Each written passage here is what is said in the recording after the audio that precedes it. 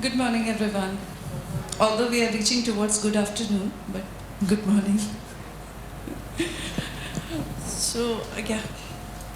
So first of all, before starting this session, I would like to know about yesterday's session. Since I'm a coordinator, so I would like to know about your feedback, suggestions, anything, if you wish to share with me. Anyone? Yes, please. You can say something. Yes, anything would you like to say? Yes, please. Speak. Do you want mic authority? Then also I can provide you. Yeah, tell me. Anything, a positive, negative also. Negative can also work, don't worry. Yes. Yes, please, quickly, because I don't want to spend much time on this. So quickly tell me if you have any suggestion, comment, feedback. Yes, please. You can initiate. At least everybody must be thinking who will speak first. So I am requesting you to give me the feedback about the yesterday's session. Yes, please.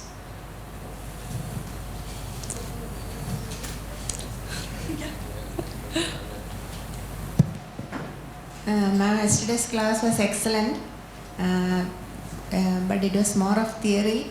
So I was a bit tired due to the travel, so I was feeling a bit sleepy, to be frank. But the class was really interesting. Any other feedback? Yes, please. Any other feedback? Yes. Yes, sir, do you want to say something? Yes, I'm requesting you. Yeah. Do you have anything to say? Sure. No. Okay. Anyone wants to say anything? See, you have to tell, right? Because still it's a second day. So if you want any particular change or something, then also you can convey. Right? Because if you are communicating things at the end of the program, we cannot do anything, right? Because time is over. So now the thing is that you have to convey clearly about your feedback, if you have any suggestion and all.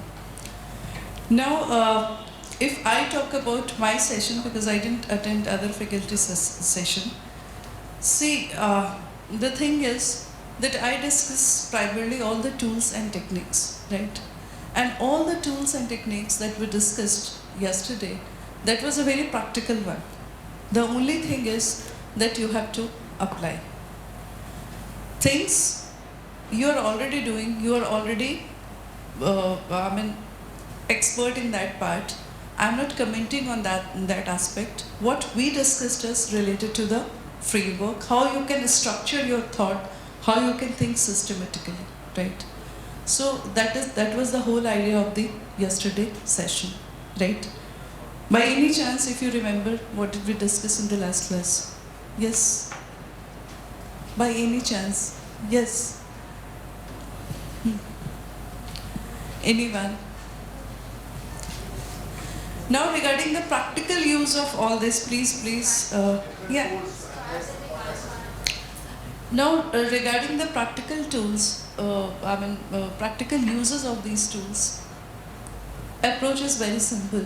You can pick up any of the problems, any of the schemes, any of the intervention that is running in your organization, and you can systematically analyze.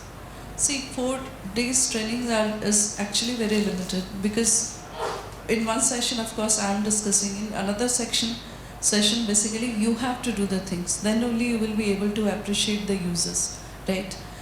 Since the sessions are limited, days are limited, so what is happening actually, one side it goes, right?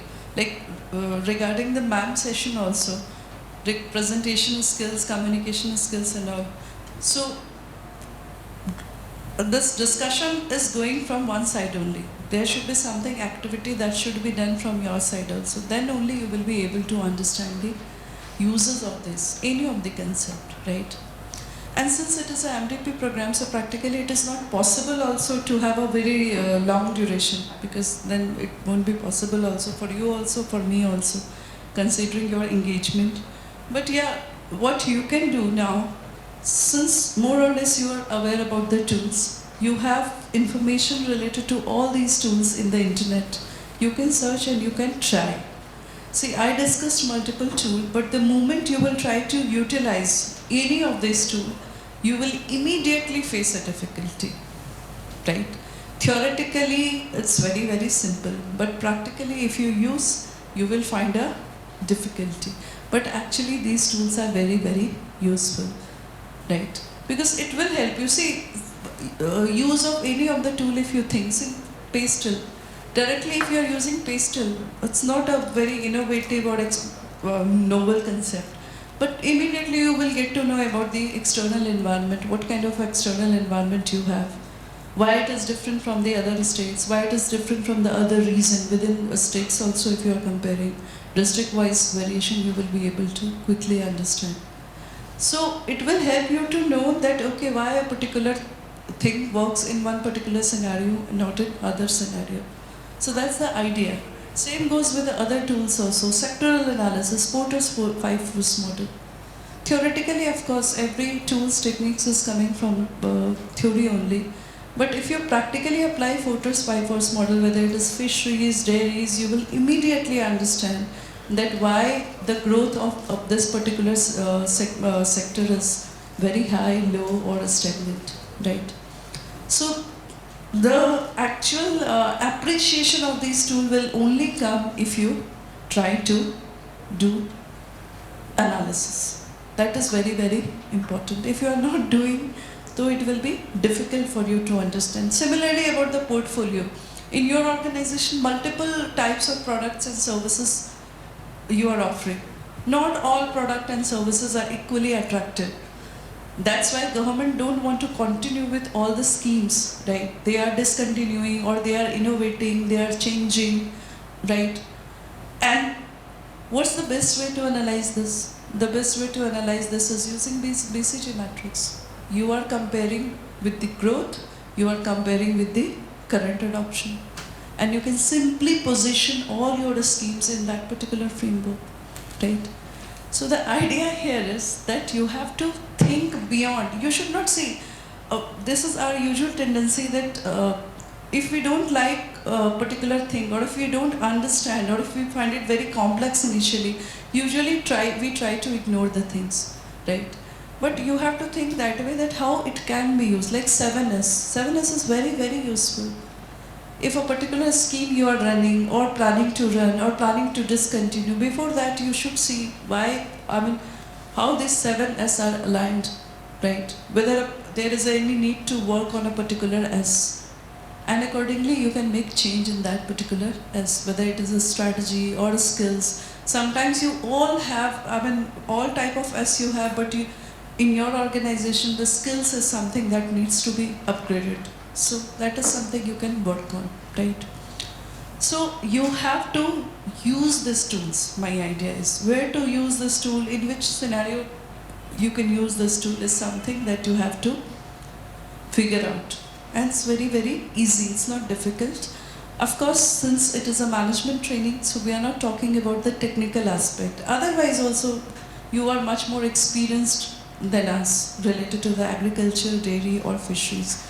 But our objective is to give you a managerial insight that how knowledge can be systematically presented, arranged or analyzed, right? So now I'll start with this next topic, that is called problem solving and decision making. When we talk about this particular topic, the title was decision making and problem solving. So now see, when we are doing any kind of decision making, first we try to solve the problem, and during that particular process we take the decisions. So the flow will be problem solving and decision making, not decision making and problem solving, right? So now in this session what we are going to do, we are going to discuss that how you can identify the problems and how you can evaluate multiple problems in case multiple problems are prevailing, right? And finally, what you are going to do with this problem. Because problem identification is one thing, problem evaluation is one thing, and then finally what you are going to do, that is something we are going to discuss in this particular session. So now my first question to you is, what do you mean by problem? What do you mean by problem? Yes. Situation that we cannot handle. Yes, any other thing? In your context, of course, personal life, everybody is having a problem. So that problem we are not talking about. We are talking about a professional problem that we are facing in our organization, like low milk productivity is there, crop yield is low, right? Farmers' incomes are declining, right? So these type of situation we are talking about. So now tell me, what is your understanding about the problem? Right, anyone? Deviation from the expectation. Okay? That's a usual definition of problem. This is what we define the problem, right? What's the most pertinent problem in your organization? Anyone? In your department, basically. Organization, there can be a multiple problem, but in your department, anyone? Marketing problems. What sort of marketing problems can you specify? Sorry? No? Low market price. Okay, so ma'am has given me the insight that in her department there is a problem of low market price. Okay? All of you have heard this, low market price. Okay. Okay. Dairy sector, what's the main problem? Low market price, okay. Low market price is the problem. Now, if you want to solve this problem, how you will approach this problem? How you will approach this problem? Anyone? See, you have to interact, otherwise again it will go in a lecture mode. And the same thing will happen. I know this topic, so I feel that it's easy. I'll speak quickly and then I'll go. Yes, please. Analyze the cost and all. Fine. Why this happening counts. Okay. Any other insight? Yes, please. Compare the previous year data, right? Okay, last response. Yes, please. Identify the market? Marketing channels. Okay. So now identify the marketing channel is something which is solution that you propose, right? That's a possible solution that you are proposing to address this particular problem, that is a low market price. Okay, evaluating the marketing channels. Okay, fine. So now, with your insight, I will again ask a simple question that whenever we are talking about a problem, we are not talking about the problem, we are talking about the symptom. And what is symptom? Let's say if I am having a fever, right? So fever is not a problem. Fever is a symptom. And the problem is that I am ill, and because of that, I am having a fever, right? So fever is basically a symptom and illness is the problem, right? Now, this illness can happen due to multiple reasons. In any kind of infection, any kind of regular, without viral infection also, in other disease also, chronic disease also, the most obvious symptom that you will have is a fever, right? So fever is the symptom, illness is the problem, and the main reason that you have to find out is the core issue. What I'll do, I'll simply go to the dispensary and I'll have the medicine, some paracetamol and all. What will happen? Immediately for next 3 hours, I will not have any kind of fever, I will feel good, but it is not going to solve my problem. Fever went down, right? Illness temporarily it was reduced, but again after 3 hours, again I will have a fever. Why? The reason is very simple. The reason is I have reacted to symptom. I have not reacted to core issue. And this is what doctor is doing. If you are going to meet a doctor, what he or she will do, he will say that, okay, you have a fever, it means you are not well. So he has seen your symptom, he has identified the problem, that there is an illness, definitely.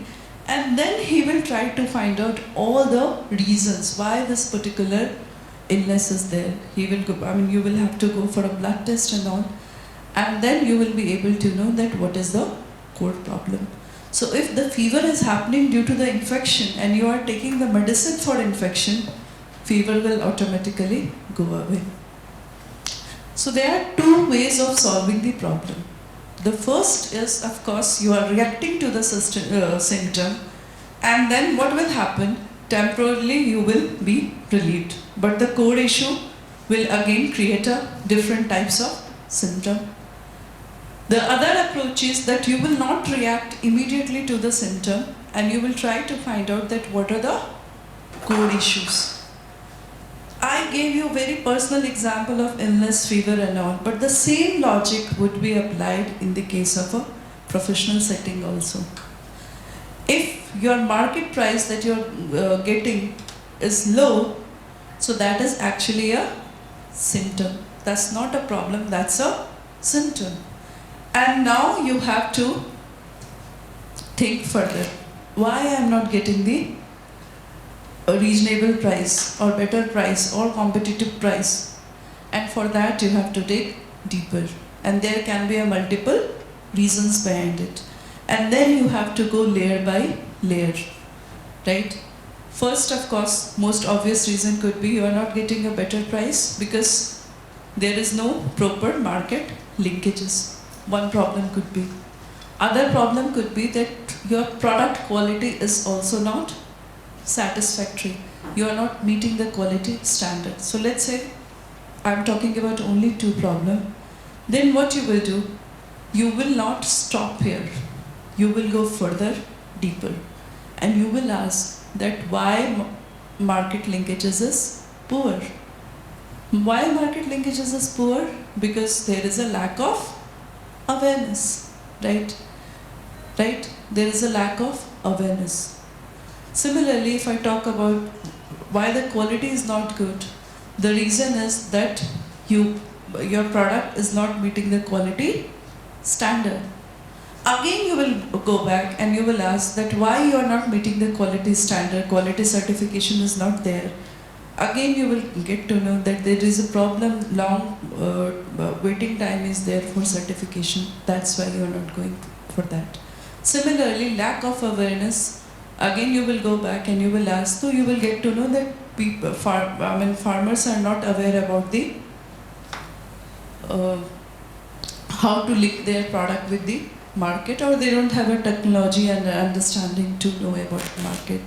So the idea here is, what I am trying to convey here is that when we are talking about the problem solving, usually in majority of the situation, we are actually failing to recognize the core issues, right?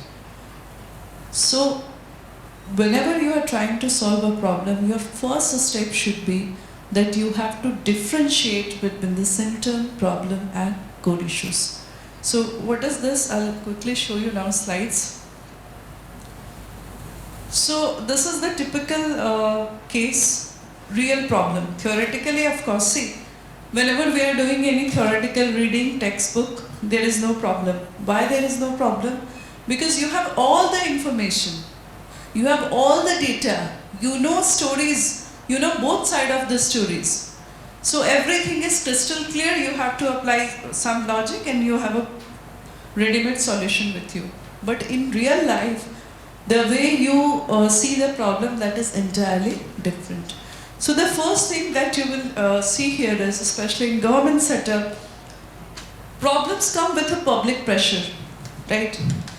You are not reacting to the problem, but suddenly, all of a sudden, because of the public pressure, you are knowing about this is the problem that has appeared. and your timeline to react is very, very short. So timeline to react is very, very short. It means that you don't have a time to collect sufficient information. Second is, data is often incomplete or delayed. Since there are multi-layers and multiple people are involved, multiple departments are involved, so you see that data management is really very average. You won't be able to know entire information. So that's a usual phenomenon that we have. Data are not managed properly, data are not collected properly. Third is, multiple stakeholders give conflicting narratives. The idea is very simple. What we do here is that if you want to know about the problem, different people will give you a different type of ideas, and because their idea is based on their perspective, their judgment. Officers are pushed to act quickly. Government set up quickly, you have to act. In private sector also, we have to quickly react to this situation. You don't have a sufficient time, as ma'am was saying.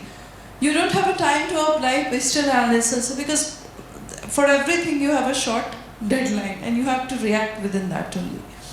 And symptoms are mistaken for problems. So you are always reacting to symptom and you are not doing any groundwork for addressing the core problem, right? So now you just think, I'll give you a few seconds and you just think all the schemes that you have. Are they addressing the core issues? Just think, what is the reason? Are we addressing the core issues? I have seen one government schemes in Gujarat. I only evaluated their impact. So in that government scheme, what they used to do, they used to give this financial 2,000 rupees per month to female, girl child, they used to give 2,000 rupees per month, direct benefit transfer in bank account. Now, what was the intention? Intention was very, very noble, that financially if you are supporting a girl child, they will go to schools. But in reality, they could not address the core problem. Because if you are crediting the direct amount to farmer's account, they will utilize for some other purpose. In tribal belt, they are going to have this alcohol and other thing. Right? So the problem was not that because of lack of money they are not sending to the students to schools. Problem was something else. So you didn't understand the problem, but you just reacted on symptoms. You took data from multiple schools, and based on that you concluded that girl child are not going to schools. This girls' participation are really low, and based on that you have started giving financial benefits to them. And that is not a solution. It led to some other problem, right? So the idea here is, you can think about, I am not asking you to comment on this, you can think about any of the government schemes. Are we targeting the core issues? Like organic farming promotion, natural farming promotion, right? Government are providing all this support, promoting like anything, right? Intention is very noble, intention is very pure, but are they addressing the real challenge, real problem related to organic farming, related to the natural farming? No, right? And that's why schemes are not able to do well. Because see, in majority of the projects I have seen, project will do wonder for a short period of time. As long as you are giving subsidies, you are giving benefits, it will give the results. The moment you close the support, the scheme, entire situation will change, because your schemes are not sustainable. Just like a fever. I have fever, I took medicine without doing any blood test. 3 hours ka relief, and after that again I will have a fever. So in the problem solving, our objective should be to identify the core issues. Simple symptom, low milk procurement. This is the symptom. Now, so this is the symptom that you have, and how you will identify that this is the symptom, because it can manifest in multiple ways. So these are the certain bullet points that that way you can conclude that there is a low milk procurement, that district cooperative society collection declining, idle chilling center, and farmer dissatisfaction. And by these bullet points, you can see that there is a low milk procurement, and for that we usually blame farmers that they are not at all motivated. But actually this is not a problem. This is basically a symptom that you are able to see. Now, I'll quickly show you. If you are not addressing the core problem, just like any schemes, during the period only, during the intervention period, it will give you the desired result. After that, it won't work. Why so? If you see this, I have this symptom that is a low milk procurement. I have observed this is the symptom. And if you are doing a study, you got to know that this symptom is primarily due to first problem, that is poor feed and fodder availability, and the second problem, that is animal health and productivity issue. So why low milk procurement? Because of two different problems. First is that there is a poor feed and fodder availability, and second reason is that animal health and productivity issues are there. And these are the manifestation. Manifestation means that by seeing these things, you can conclude that there is a poor feed and fodder availability. Like there is a seasonal cultivation of fodder, high cost of cattle felt, low green fodder cultivation. Similarly, related to animal health and productivity issues, there is a low milk yield per animal, high disease incidence, and high calving interval. So these are the manifestation. Through these things, you can identify that these are the two major problems. Now,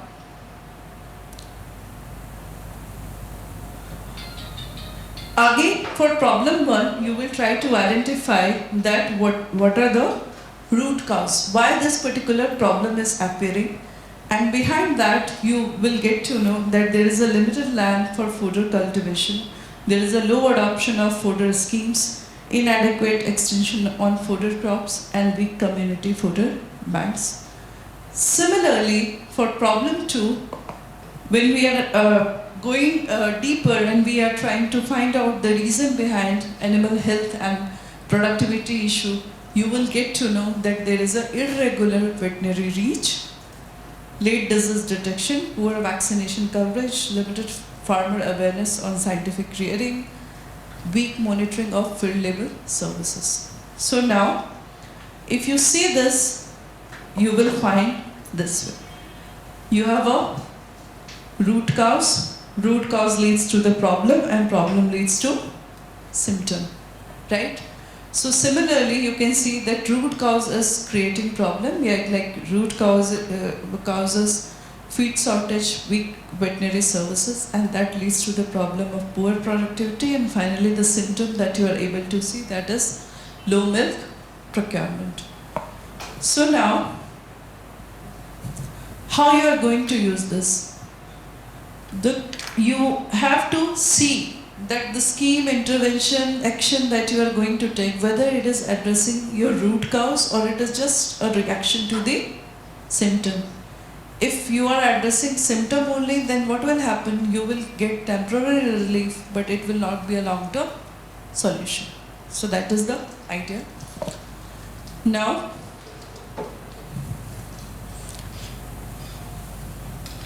these are, I'll share with you all this. Okay, this is related to the fisheries example that you can refer. And now,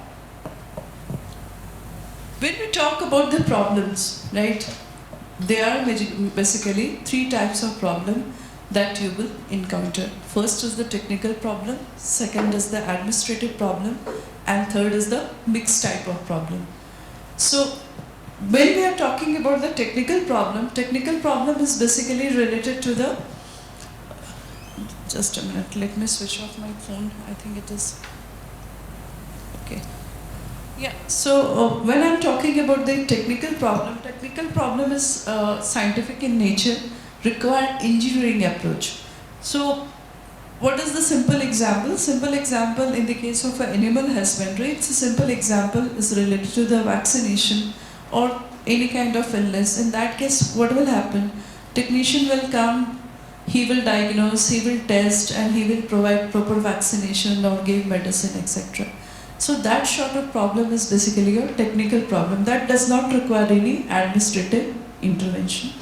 Second is your administrative problem. Like whenever you are launching any schemes, you have to make sure that it is reaching to all the targeted people, right? Timely it is executed. So that's an administrative problem. But in majority of the case, you will find that it's a mixed problem. Why? Because whenever you are implementing any schemes, it's not only related to the policy matter, it also requires intervention of the technical people. So like as given in this slide only, if you have this in your animal, if there is a chance to have this brucellosis problem, in that case, technical people will help you in diagnosis, testing and medicine. But it's a role of administration to make sure that all the vaccines are available on time, it is distributed timely, records are properly maintained, right doses are given, right? Timely distribution should happen. So it requires combination of both technical and administrative approach. So even if you have a sound technical plan but a poor administrative facility, in that case your entire work will not give results. So both are important. Now, you understood the symptom, you understood the problem, you understood the root cause. Now the next thing is that how you are going to frame your problem, right? What should be the way to frame the problem? So one is, of course, farmers are not attending the training. This is your problem, right? Negative connotation. Staff are not performing. You have done the analysis and you got to know that these are the thing that is happening. Funds are insufficient. These are the problem framing. Now what is the issue with this? All these statements? It is blaming the individual. Whenever you frame any problem, you should think about how you can do better with the processes rather than blaming people. So in this case, if you see this,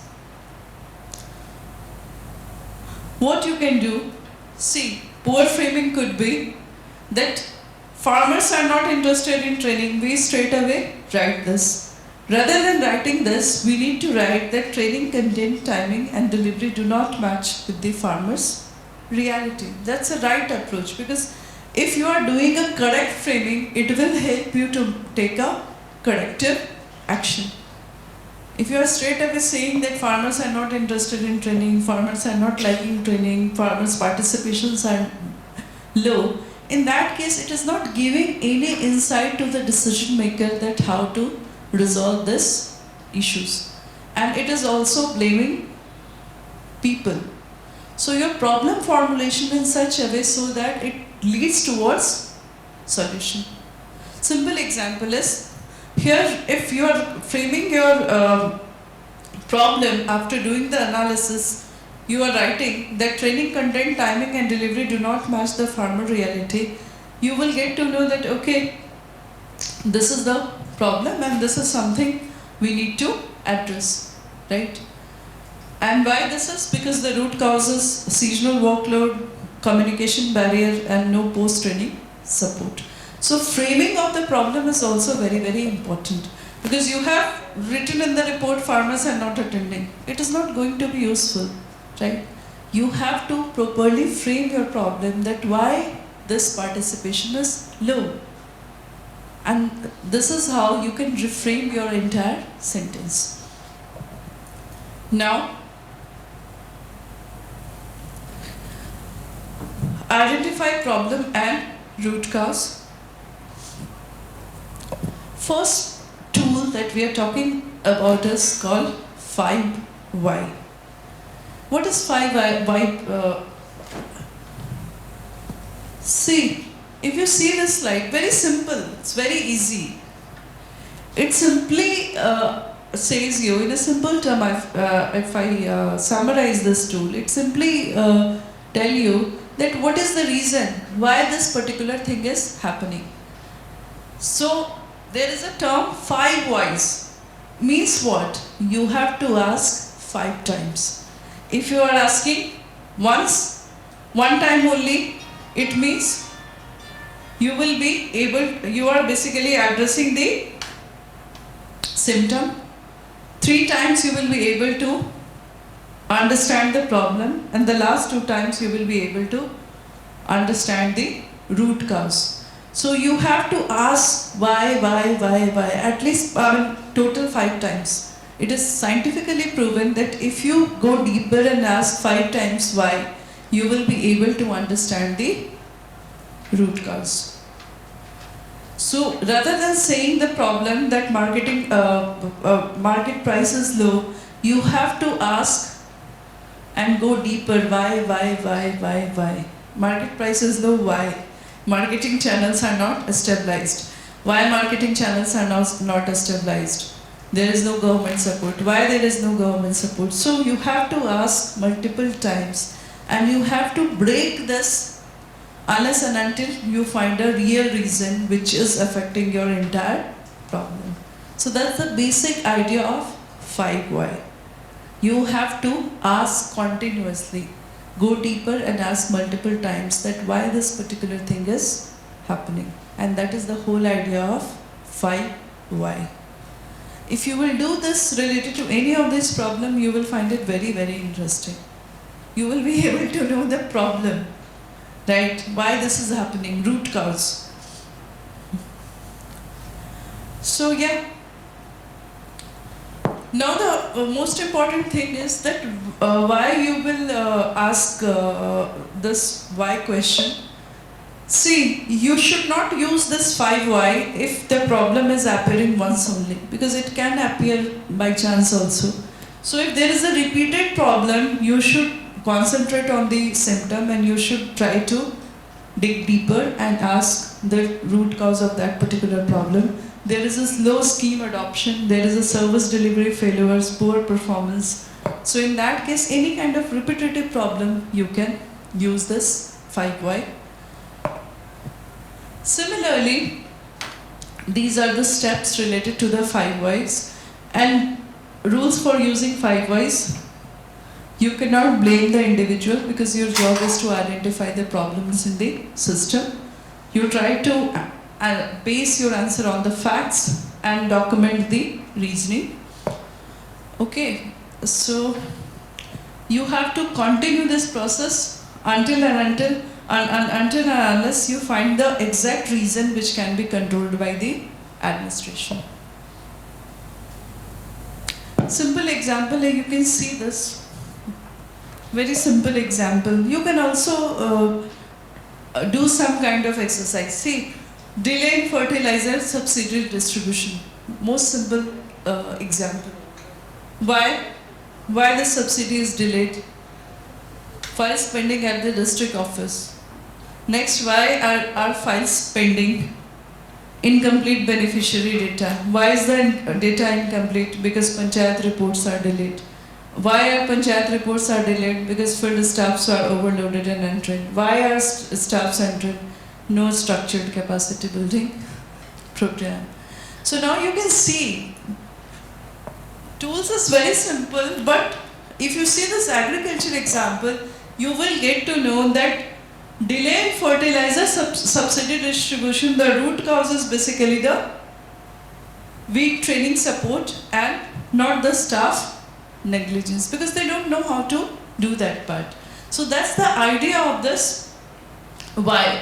You need to understand the real reason behind any problem, real reason behind any symptom. Just like a medical diagnosis, right? Fever example I give you.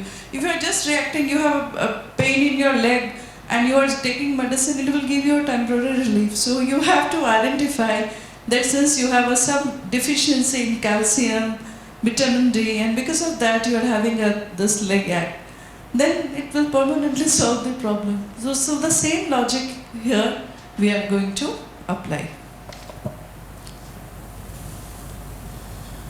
Okay, so yeah, I'll go forward. This is the fishbone diagram that I discussed. Now, yesterday class also I told you that I'm going to discuss this fishbone diagram, an excellent tool for the problem solving. But you should know that when to use fishbone diagram. In the case of a 5Y, your problems are linear, right? You go back deeper, deeper, deeper, and finally you will be able to know that what is the reason behind this particular problem. But in the case of a fishbone diagram, in real life, your problems are basically, there are multiple causes behind any problem. It can be related to policy, it can be related to process, it can be related to people, it can be related to fund, it can be related to infrastructure, and it can be related to external factor. So fishbone diagram will tell you the entire picture. See this particular fishbone diagram. In this fishbone diagram, right, it is related to, of course, dairy actually, inadequate body condition of a cow at calving, right? And now you can see this particular problem, this is the problem that you have, inadequate body condition of cow at calving, and there are multiple reasons that are behind it. So there is not one single reason. So if you have a problem and there are multiple possible reasons behind it, you can use the fishbone diagram. Think this way. If this is the condition and I am only reacting to nutrition, what will happen? It will not solve the problem because parasites will be there only, so it will not solve the problem.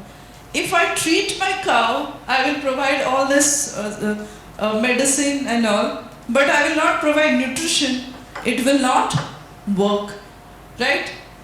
Similarly, for handling also and management also, if you are just resolving one side, other side you are not solving, then your problem will not be addressed. So fishbone diagram is basically a very practical tool to understand that why a particular problem is happening if you have a multiple causes behind that particular problem. Are you able to understand?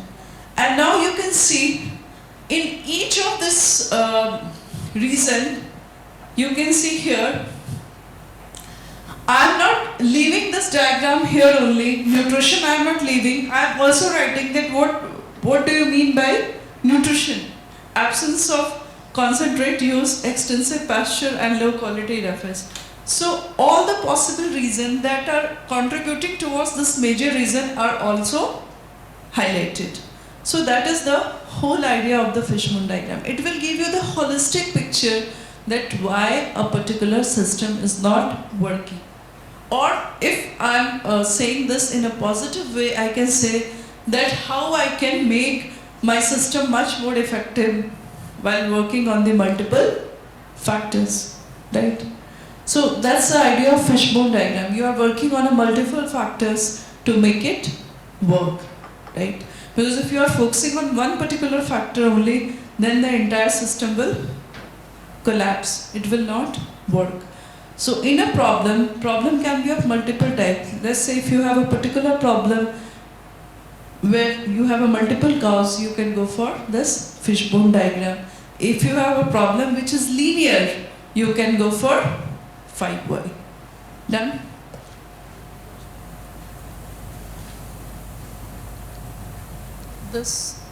All this you can read. Now,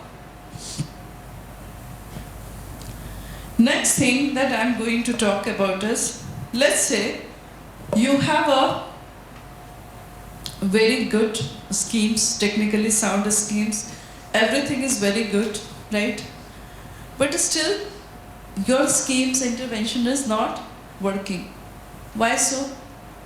Ground reality is different. Why so? Because you are not going to get the support from people always. right?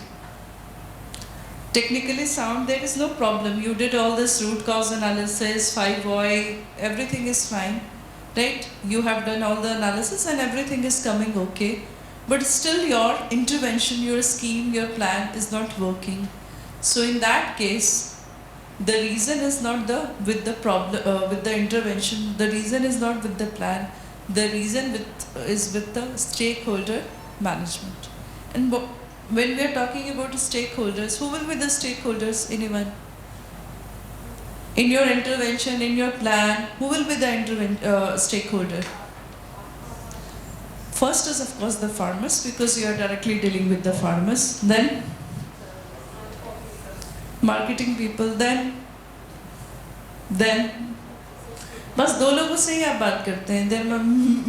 There must be so many people. Na? You have a district level, local level, right? Officials, district level officials, multiple departments, government, panchayat, right? Different department people also, within your organization also, other departments also, right? So now when I'm saying that you are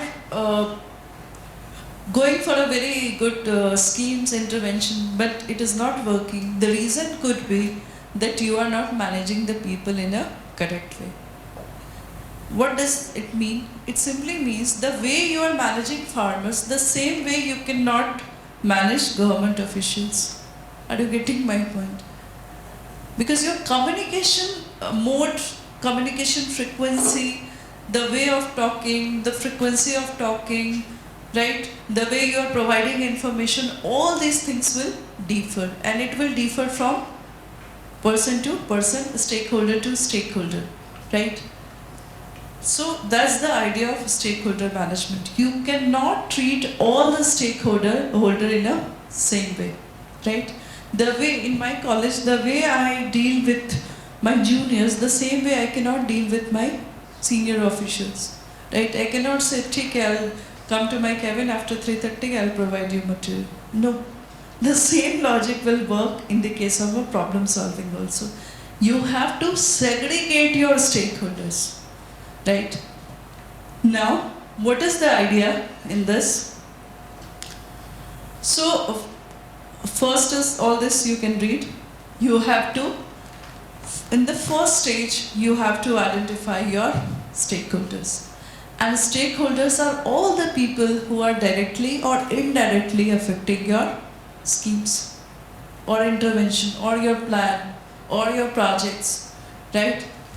So first you have to identify all your stakeholders. Is it all right? And now, what next? You have identified, you can think about your schemes, you can think about your intervention plans, projects that you are currently doing. And now you have to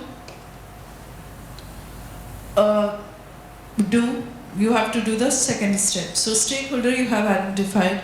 The second step would be that you have to analyze stakeholder interest and influence. So now what I am doing, I am classifying my stakeholder based on the two different parameters. The first parameter is the power that they are having, right? So power, I can talk if I use this management jargon, I will say influence. Influence means government officials, senior officials, right? High power. Farmers, low power. Are you getting my point? That's the influence. And the second is the interest. The interest of farmer will be very, very high, because your entire scheme, entire project is for farmers only, right? But their power will be low, because they cannot change your schemes. They cannot stop the funding for that particular schemes.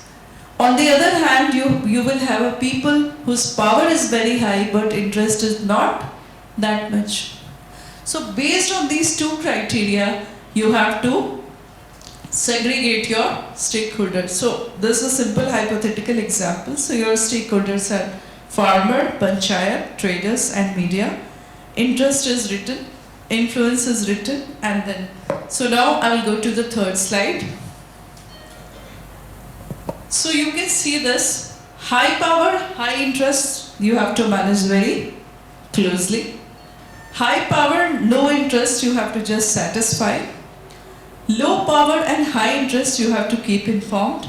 And low power, low interest, you have to just monitor. Right?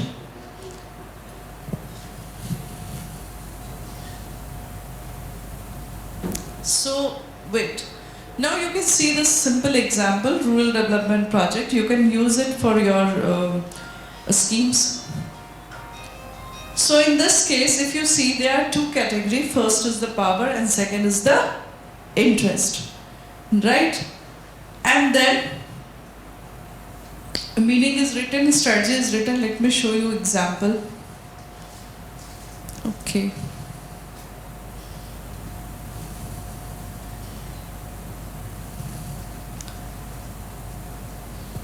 So this is your agriculture related example. Power, interest, farmers, panchayat, political representative, input dealers. Power medium, interest is medium, panchayat, power is high, interest is medium. Political representative, power is high, interest is also high. So this is how your communication mechanism will change. Is it alright? Is it alright? Logic is simple, so it's not a very difficult one. You have to classify people who are directly or indirectly affected by your schemes, and then you have to come up with the mechanism that how you are going to deal with that. So two criteria, first is power and second is interest, and based on that you have to decide. So these are the description that is written in this slide. I am not going to discuss in detail because if you have any question you can directly ask. High power, high interest, key players, you have to manage closely. High power, low interest, you have to just keep them satisfied. Low power, high interest, you have to keep informed, and you have low power, low interest, that is your minimal effort, right? So you have to do the classification. Did you understand? Do you have any question? Yes, no? Yes, ma'am, any question? See, you can ask question. Yes, please. Yes, any question?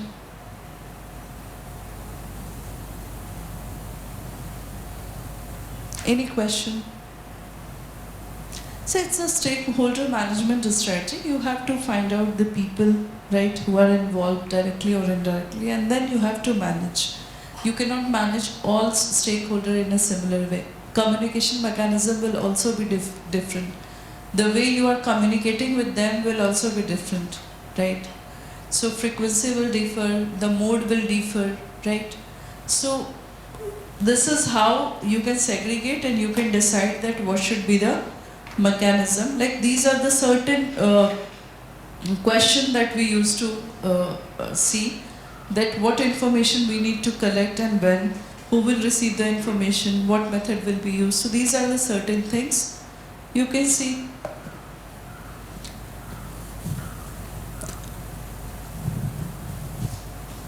Is it all right?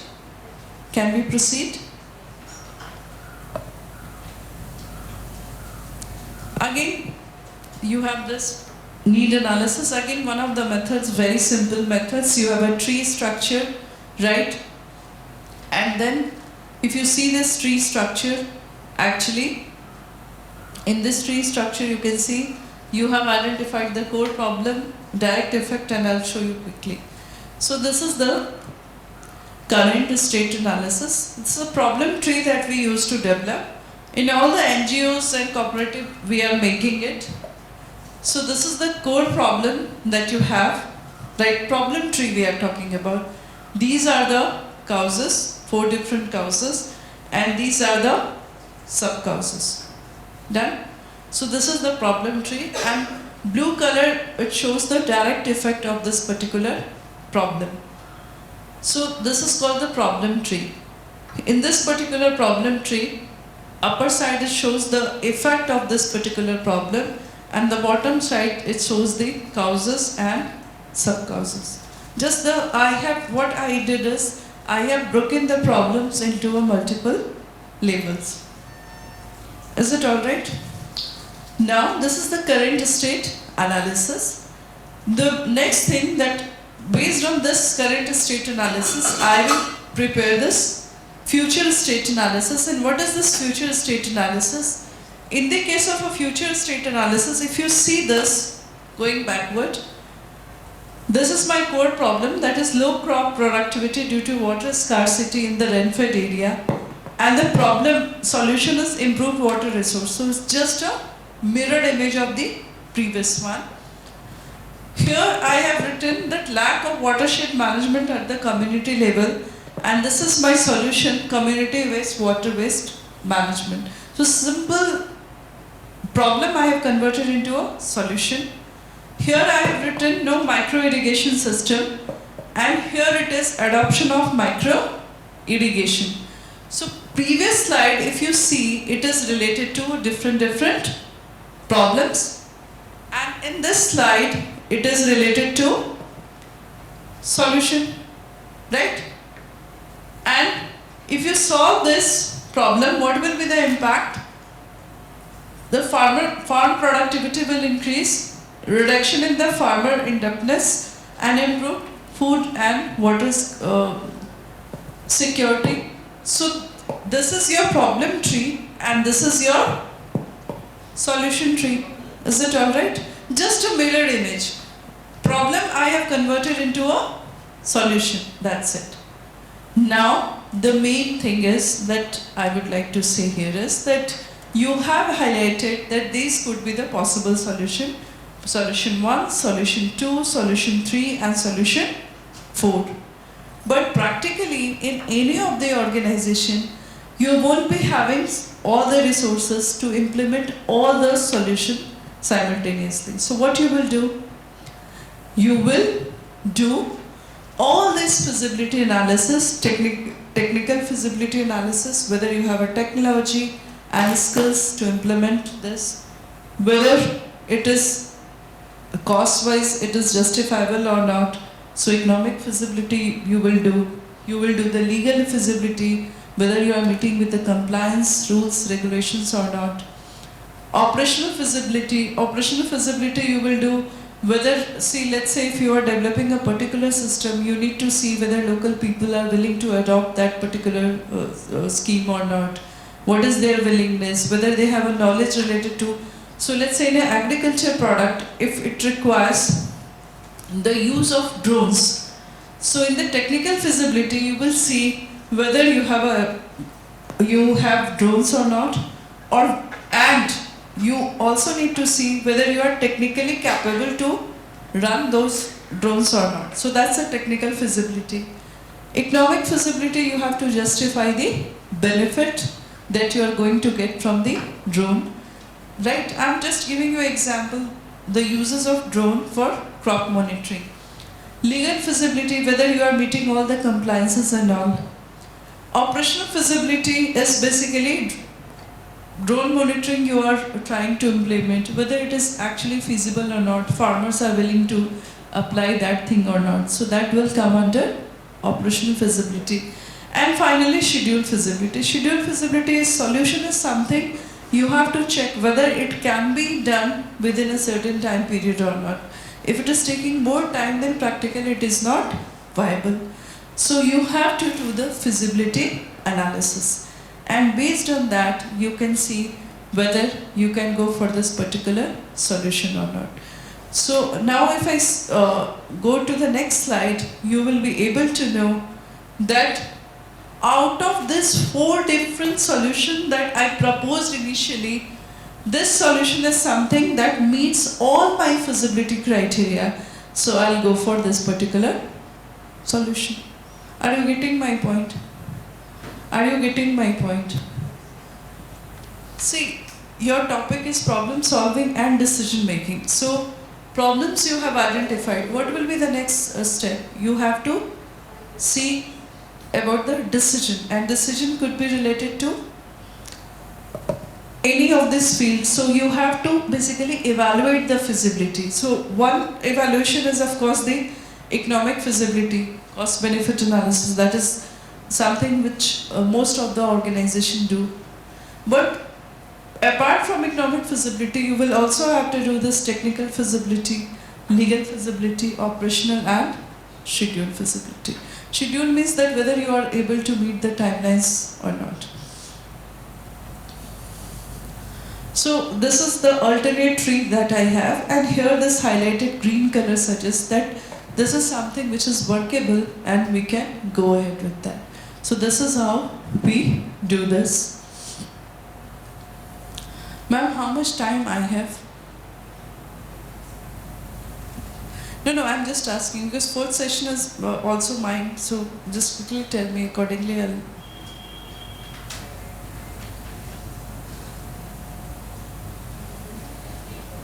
Sorry?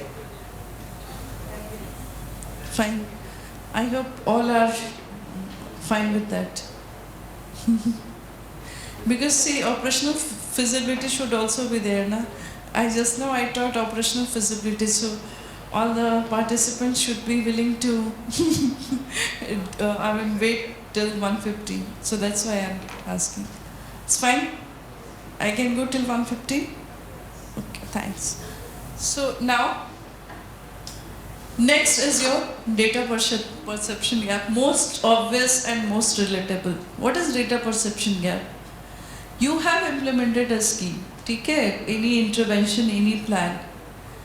And then you did the evaluation. At the end of the project, you did the evaluation. And the result is that project has completed successfully, right? So this is the result. But what happened, the moment you go and meet villagers, farmers, you realize that they are not happy. So this is the idea of this data perception gap. Your data is saying that your project is good, all the 100% physical and financial progress happen, but the moment you go to the field, you realize that people are not happy, they are highly dissatisfied. Media criticism is also there despite the good performance. And the same thing happens with other schemes also. On paper, everything is good, you have achieved your target, but ground reality is different. Why it happens? Anyone? This is the most obvious and relatable thing. Now, why it appears, why it happens? Anyone? Quickly, please. थोड़ा सोचिए आप. You know everything actually. Technical में तो you are expert. Why it happens? Okay, financial. Okay. Any other input? Anyone? Monetary is not. Government schemes, the objective is welfare maximization, not profit maximization. So that is fine. Sorry, ma'am? Monitoring is not happening. Okay. ठीक है. I'll talk about monitoring also. Any other reason? By formulating the project, we should take the participation of the village. Okay. Yeah, very good. That's a possible suggestions. Any other observation? Yes? Lack of field level collection. Okay, good. So now I'll quickly talk about the few things. The first thing is what you are measuring in schemes when you are saying that it's a successful, right? What you are doing?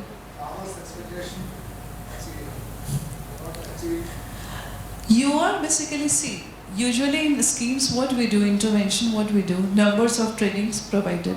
50,000 beneficiaries were given this particular kit. 50,000 farmers were given training, right?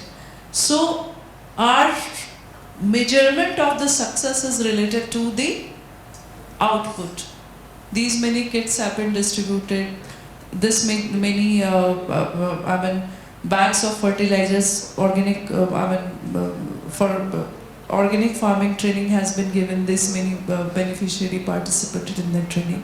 So usually in government schemes, our target is defined, and if you are meeting a target, it means project is successful. So here is a problem. Your success measurement is based on the output, but in your field, success is defined by not by the quantity but by the quality, and that is called outcome. Right? You have given training to 50,000 farmers. They attended the training also. But whether after attending this training, they were able to make any changes in their farming practices or not. Right? Whether they find this training useful or not in their local languages, training that is very practical and useful for them. No. So in that case, on paper you have achieved your target, but actually you are compromising on quality part. So success, whenever we are measuring a success, we are focusing on the quantity, not on quality, right? That's the one reason. Now, first I'll show you common reason. The first reason I talked about, that is your indicators. Your indicators are based on the output. Indicators are not based on the outcome. So that's why there is a data perception gap. Second is data aggregation hides local failures. Now, some of you were told just now that we are not taking input from the field. See, what happens? You have implemented a scheme, you have done an intervention, right? And let's say hypothetically it has been implemented in 5 different districts. Out of this 5 different districts, 3 districts has done exceedingly well, and 2 districts the performance is really bad. So what do? You club the data. So what will happen? Overall performance would be average, because your positive performance and the negative performance will mix together, and it will ultimately show the average performance. So you are not able to see the performance at a micro level. So that is also a problem. Most relatable thing is the reporting pressure inflates success. You have a limited time, you have a limited energy, you have a limited deadline, right? And they are quickly asking you for multiple reports. So what you will do, usual tendency is to show the positive progress. This is a usual tendency. Feedback loops are weak or ignored, means you are making a report, but your objective is just to meet the target. You are not using the input. So scheme ka, whenever we are doing this interim evaluation monitoring, what we used to do, we are collecting the feedback, but we are not incorporating those feedback in further improvement. So that is the thing. And the schemes are designed centrally and applied uniformly. It means what? If you relate with the last class, what did we discuss? Wastel analysis. Your situations are different, right? In every state, situation is different. Within a state also, district-wise things are different. Context is different. So the same scheme may not work, right? Let's say, forget about within a state. Even in 2 different villages also, you can find that in one village things are working, another village things are not working. So your schemes are designed centrally, and when you are executing this scheme, it will have a large variation. So that's why you have a data perception gap, most obvious. So now, this is something that I wanted to show. I'll discuss in the next class also. See, this is the first point, that government is focusing on the output indicator, and success should actually be measured by outcome and impact indicator. So now see the third point, training farmers on improved crop management techniques. So for you, the success means that the number of farmers trained on improved crop management technique in the past 30 days. So if you have given the training, it means you are very, very successful. And outcome is percentage of farmers that used at least 2 improved crop management technique in the last crop season. So this is the ground reality, and this is the reality that you are checking. So that's why there is a mismatch. So scheme should focus on measuring outcome and impact, not only output. It should not be limited to output. And that's why whenever we are doing a planning, whenever you are coming up with the scheme in government, whenever they are devising any plan, there is a tool that they use that is called LFA. That time only they define the indicators for measuring output, outcome and impact. And if you are measuring outcome and impact, then that's a real evaluation. Because achieving output is very, very easy. You can achieve output now, whether it is relevant or not, you can give training and they will sit and they will come and attend. But whether it is actually using or not, that's a real achievement. So that's why there is always a data and perception gap. Okay, so this is simple example. Quantity achieved, quality ignored. This is what I said.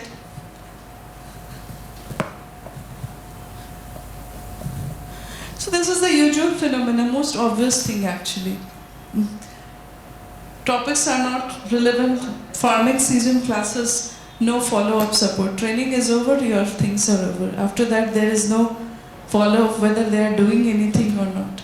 So that's why there is a data perception gap. Government record, in your record, target achieved, but in reality, actual uses of that intervention is not happening.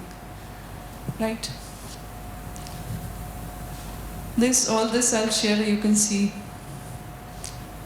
Okay. This, I'm not going to discuss this. Another faculty will discuss that how you can generate the solution in the next session. Not today, tomorrow he will discuss that how you can generate the solution, and he will talk about brainstorming session and all. So I'm not discussing it now. Right? So all these steps are there. Tools for evaluating options. See, once you have a solution, now what you can do, you can evaluate your different solutions. So this part I can cover in the next session, that is from 4 to 5:30, because this will come in that particular session also. So do you have any question? Anyone? Any question? You can ask questions. I wanted to discuss, yes ma'am, please. Follow-up action effective. See, the moment you are designing your scheme, that time only there should be a provision for follow-up, right? And while giving this any kind of benefit to the farmers, it should be clearly stated that after 3 months or 5 months, it will be monitored that whether you are using it or not. And the further support will only be given if you are actually using it. So it should not be a blind, I have given direct and after that there is no monitoring, there is no follow-up. So it should be done at the planning stage only, right? If let's say I am giving you a very simple, funny example. If I make it compulsory that you will be given certificate only when you pass the exam, even if you don't like the program, you will focus, right? Because there is a punitive action behind that. The same logic, I am not saying to punish the farmer, but there is something that there will be no further support given to you, or you may not be eligible for future schemes, similar type of future schemes. Farmer will automatically try to do the things. So that can be some of the aspect that can be incorporated. Okay. Any other question? One tool I wanted to discuss, although time in next session I'll try to see, but that's a very good, that will take so much, 15-20 minutes, so I don't know whether I will be able to cover it in this MDP program or not. But I will suggest you that you should try this, you should search about this, that is called social cost of return. You know that usual return, economic return, we always talk about how much return is possible, economic return. But there is a term called social cost of return.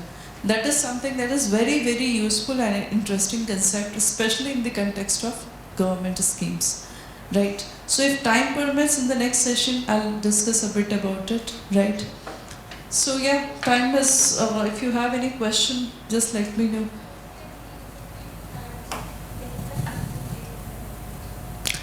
Okay, when we are talking about this collection of the data at the field level, there are few things that you have to keep in mind. The first thing is that you have to do the pilot.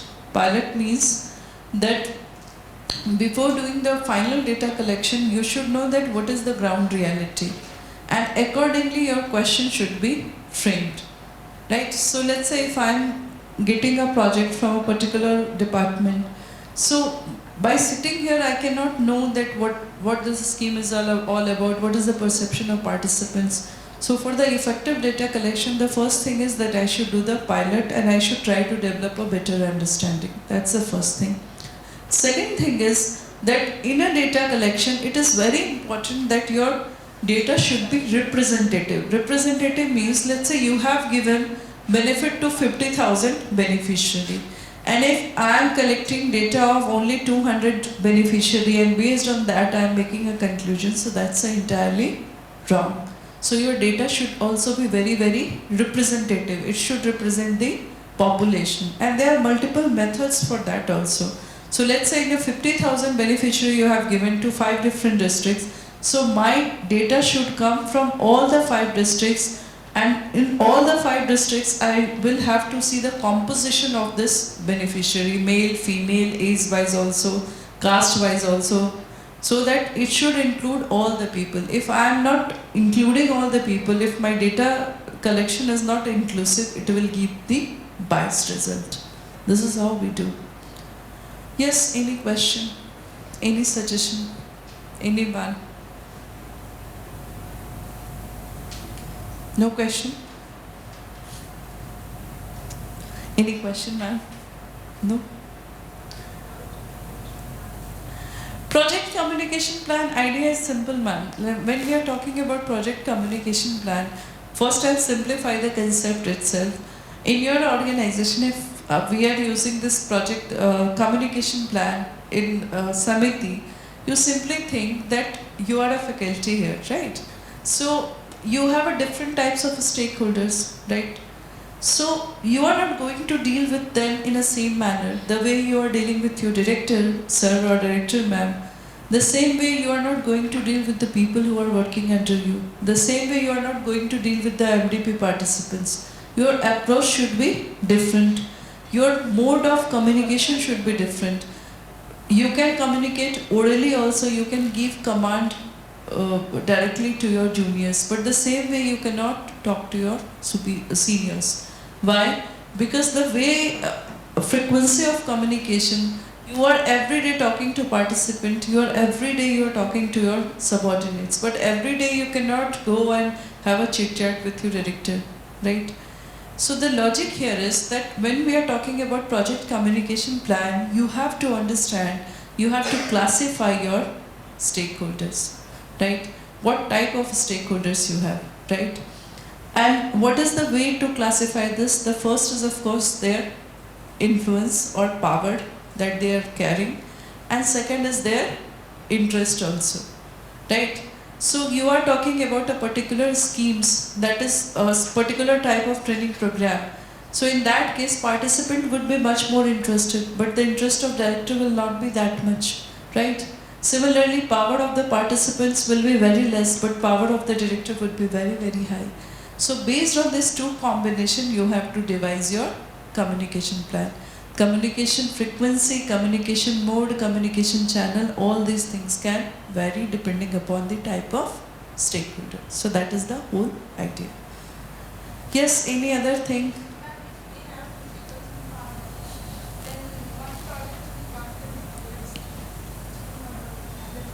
Hmm.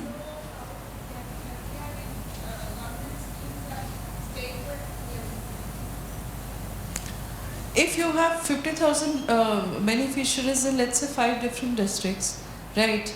So you are basically, you have to take data from all the 5 different districts, and in beneficiary also you have to classify. Of course, you cannot collect data from 5,000 people. So there are statistical methods to decide the samples, that what should be the ideal sample size to capture the data. But at the same time, you will also have to be careful that all type of beneficiaries should be covered, like in terms of gender, in terms of their household income, right, in terms of their caste, community, so that everybody should be able to participate. You have taken the data from only female, their angle would be different from male. You have taken data only from socially backward class, their perspective would be different. So data collection is very, very important to make conclusion about the scheme. And majority of the problem arises because we have a methodological gaps, right? So because of that only we are not able to conclude in a better manner. Is it all right now?